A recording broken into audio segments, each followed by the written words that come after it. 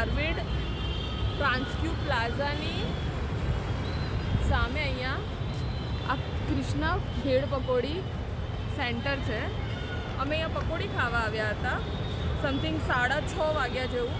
અમે પહેલી પકોડી ખાધી તો તમારા મધરની પકોડીમાંથી વાળ નીકળ્યો તો અમે જવા દીધું કે ચલો જવા દઈએ, ધંધો નથી બગાડવાનો.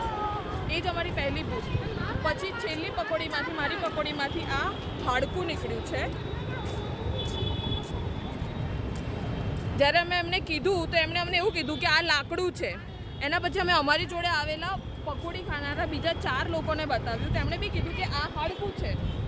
એના પછી જ્યારે અમે એમણે કીધું તો એમણે એવું કીધું કે ના લાકડું છે, અમે તમને કાપીને બતાવીએ. આ હાડકું જ્યારે એમણે કાપ્યું તો કપાયું નહીં. એમને ખબર પડી કે આ હાડકું જ છે. તો પછી અમને એવું કહે છે કે અમને માફ કરી દો, અમારાથી ભૂલ થઈ ગઈ. હાડકું ઉડીને આવ્યું હશે પકોડીમાં.